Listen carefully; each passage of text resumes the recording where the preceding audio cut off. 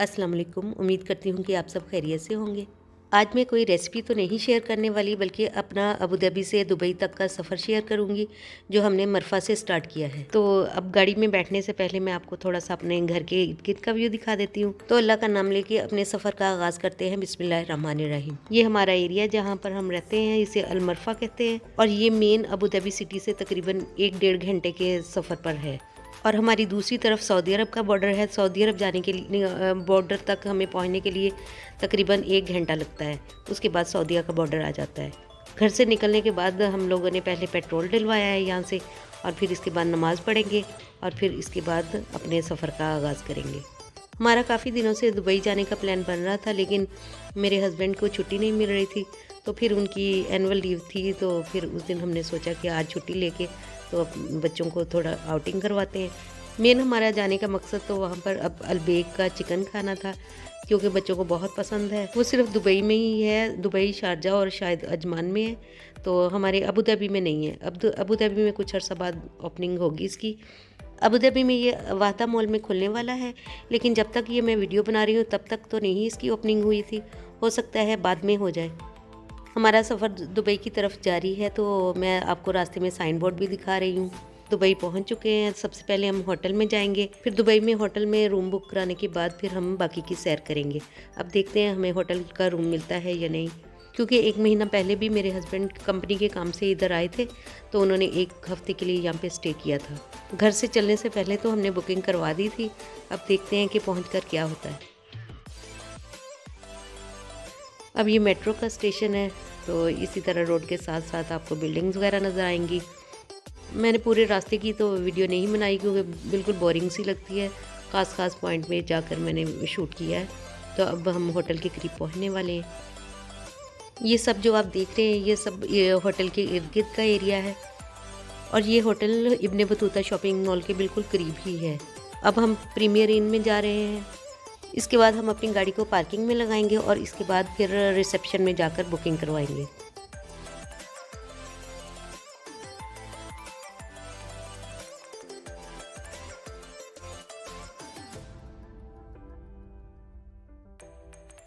आखिरकार हम होटल की पार्किंग में पहुंच चुके हैं और इसके बाद हम होटल के अंदर एंटर होंगे। हमें होटल का रूम मिला या नहीं मिला, ये बताने से पहले मैं आपको थोड़ा सा बताऊं कि 1 महीना पहले मेरे हस्बैंड इसी रूम में आकर इन्होंने 1 वीक के लिए स्टे किया था, तो उस रूम का मैं आपको थोड़ा सा विज़िट करा देती हूँ।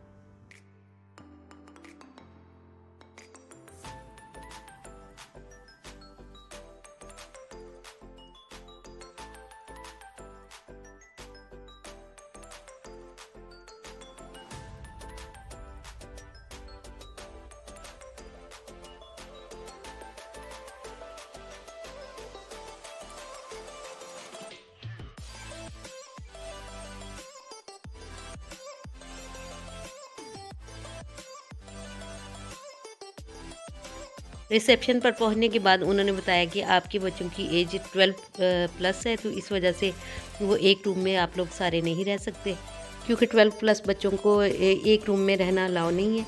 तो उनके लिए फिर उन्होंने कहा था कि सेपरेट रूम लें। लेकिन हम लोग तो यहाँ पर एंजॉय करने आए थे। रूम में अगर रहना तो होता तो फिर घर ही ठीक था। तो इसलिए बच्चों ने भी कहा कि हम लोग सेपरेट रूम में नहीं रहेंगे, तो इसलिए फिर हम लोगों ने मना कर दिया कि इधर नहीं लेंगे। इसके बाद फिर हमने गूगल पर सर्च किया, तो हमें एक बार दुबई में एक होटल मिल रहा था जिसमें हम 4 लोग रह सकते थे, तो सोचा कि यही बुक करवा लेते हैं।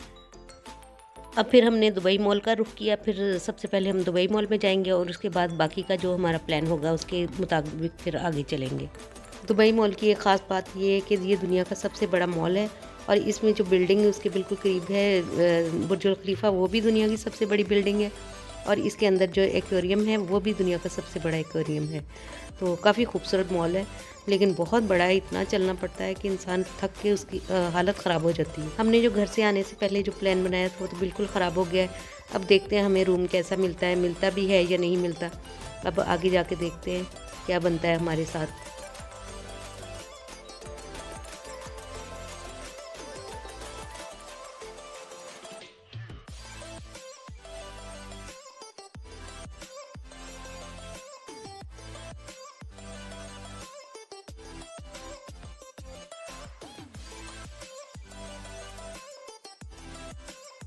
हम मॉल की पार्किंग की तरफ जा रहे हैं, तो इसके बाद हम गाड़ी को पार्क करेंगे और फिर इसके बाद मॉल के अंदर एंटर होंगे। मॉल के अंदर दाखिल हो चुके हैं। मॉल के अंदर की तो मैंने कोई ख़ास वीडियो नहीं बनाई, क्योंकि मुझे मॉल के अंदर का कोई वीडियो बनाने का इतना पसंद नहीं है मुझे, तो इसलिए मैंने ज़्यादा नहीं बनाई, बस थोड़ी सी ही बनाई है। इससे पहले भी मैंने एक वीडियो में आपको दुबई मॉल की थोड़ी सी वीडियो मैंने आपके साथ शेयर की थी, वो भी आप मेरे चैनल से देख सकते हैं।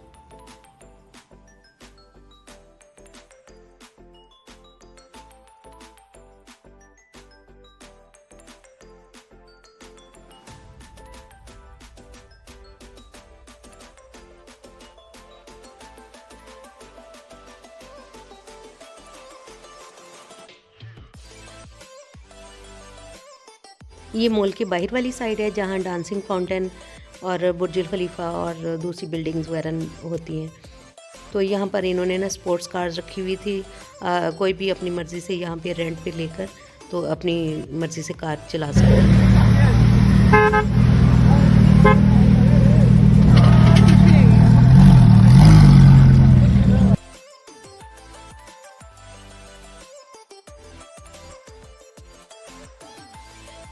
ये डांसिंग फाउंटेन वाला एरिया है। इस टाइम तो फाउंटेन बंद थे, लेकिन वक्फे वक्फे से ये लोग चलाते हैं, तो अभी शायद टाइम नहीं है इसलिए ये बंद थे।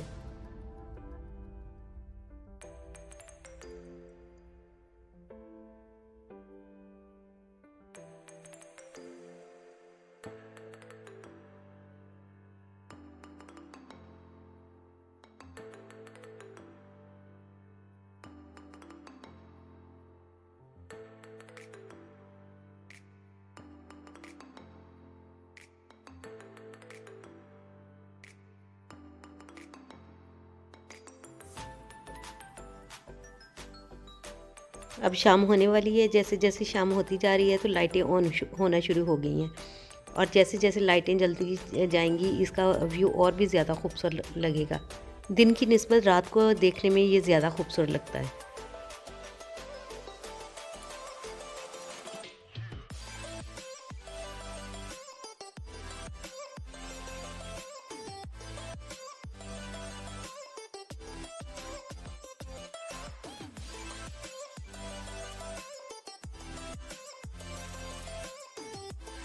मॉल के अंदर से निकलकर हम रोड की तरफ आए हैं, और तो यहाँ से काफ़ी ज़्यादा चलने के बाद हमें फिर मॉल वाली साइड ही नज़र आ गई, जिधर से गुजर कर हम दोबारा मॉल के अंदर दाखिल हो सकते हैं।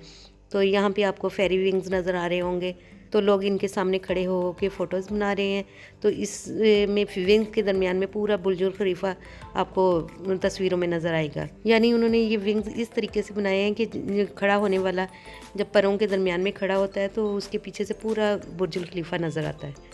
बच्चों को थोड़ा शौक़ था यहाँ पर फ़ोटोज़ वगैरह बनाने का, तो लेकिन रश बहुत ज़्यादा था, तो हम लोगों ने फिर नहीं मुनासिब नहीं समझा और फिर दोबारा हम मॉल की तरफ अंदर की तरफ आना शुरू हो गए।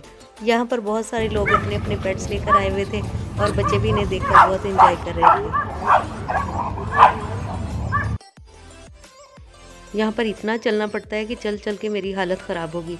मैंने एक सबसे बड़ी गलती की कि मैंने जॉगर्स नहीं पहने हुए थे, तो अगर मैं जॉगर्स पहन के आती तो शायद पहले से यानी ना मुझे इतना बड़ा मसला होता।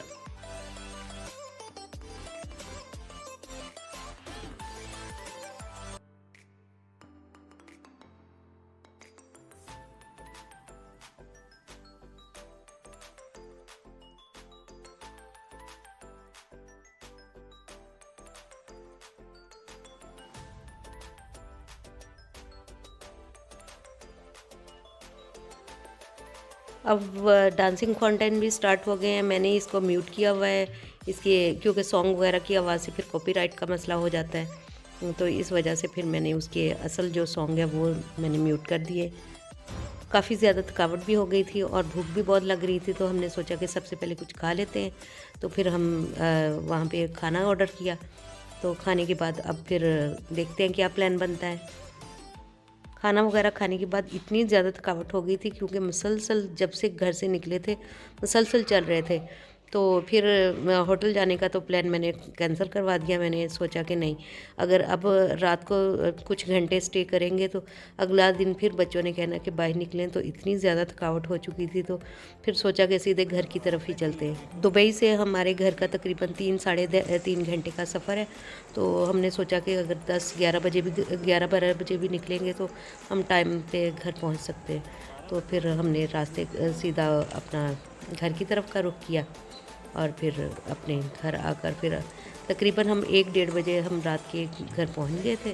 और फिर स्कूल से अपने आराम किया और फिर बच्चों से कहा कि फिर इंशाल्लाह नेक्स्ट टाइम जाएंगे तो फिर जो पहले हम लोगों ने सोचा हुआ था प्लान वो करेंगे। तो ये था मेरा आज का व्लॉग। उम्मीद है कि आपको ज़रूर पसंद आया होगा। अगर पसंद आया तो वीडियो को लाइक कर दें, चैनल को सब्सक्राइब कर दें और मुझे भी अपनी दुआ में याद रखें। मिलते हैं किसी नई रेसिपी या अच्छे से व्लॉग के साथ। तब तक के लिए अल्लाह हाफिज़।